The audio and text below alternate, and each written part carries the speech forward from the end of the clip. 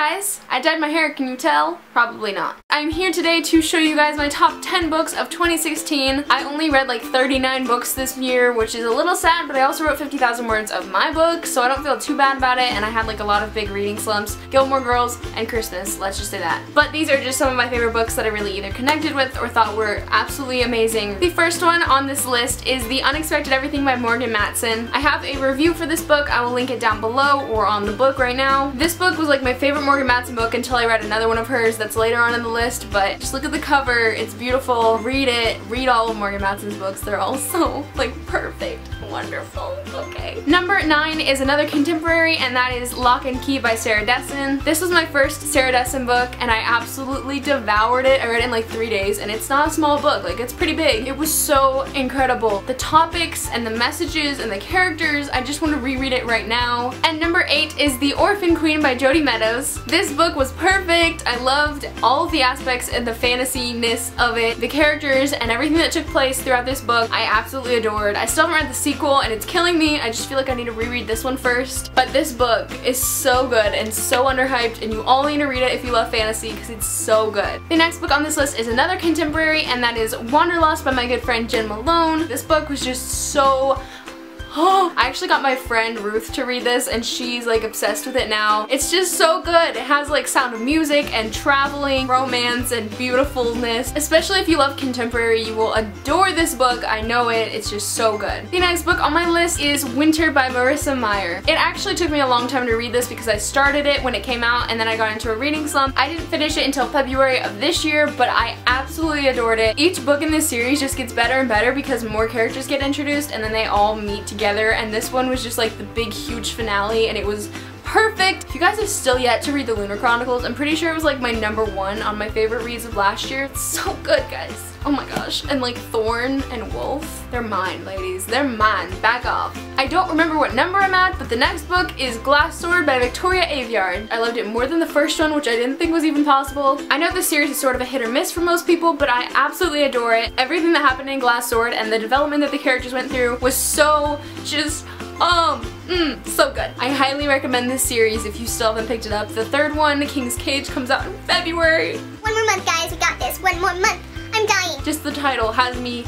And number 4 is Lady Midnight by Cassandra Clare. This book is huge, so there was a lot that happened. I'm dying, like dying, for Lord of Shadows. It still doesn't come out for a few months, but I'm hoping Simon & Schuster will send me an arc because they did for Lady Midnight and I'm just praying for it. This book was just so phenomenal and like amazing and I loved it so much. Also, I have reviews for a lot of these books linked down below, so go check that out if you want to hear more in detail about any of my thoughts. Number 3 is Throne of Glass by Sarah J. Maas. This book like completed my life.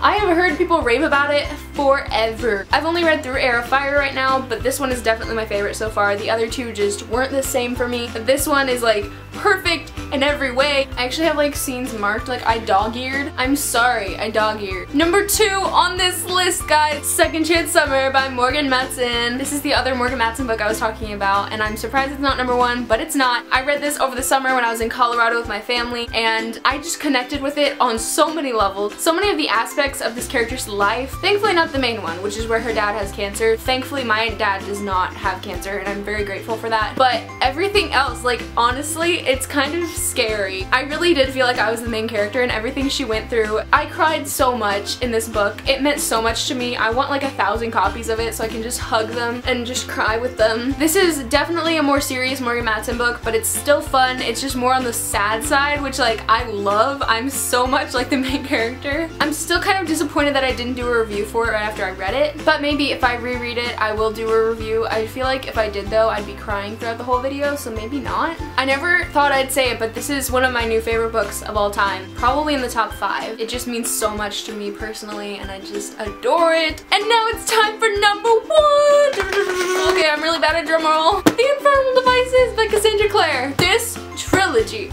oh my gosh. Is this cheating? I mean, I did it last year, but is it cheating to like choose a whole series as your favorite book? This series meant so much to me. Honestly, I related with Tessa, the main character, so much. I feel like of all the characters I've ever read about, she's definitely most related to character of all time. All of the characters are like the best in the world, and that's really why I read this series, is because like the characters are perfect. collection, especially Will. Oh yes. I feel like it's in my top 3 series, like Percy Jackson, Darkest Minds, Infernal Devices. It's up there with those. And that is it for this video. I hope you guys liked it. Please, please, please tell me like your top 3 or your top 5 favorite books down below. I really want to know what you guys read and loved this year, and maybe get some new recommendations for next year. I've been in a reading slump the past like 3 months, but I just started a new book called Ruined by Amy Tintera, and I'm obsessed with it, so hopefully I'll get back into reading full force soon. That's it though. Thank you guys for watching this video. Comment down below what you read, your favorite books of 2016. If you like this video, give it a thumbs up and subscribe down below, and hit the notifications button if you want to be notified every time I upload. That's it for this video. I hope you guys enjoyed it. I will talk to you in my next one. Bye!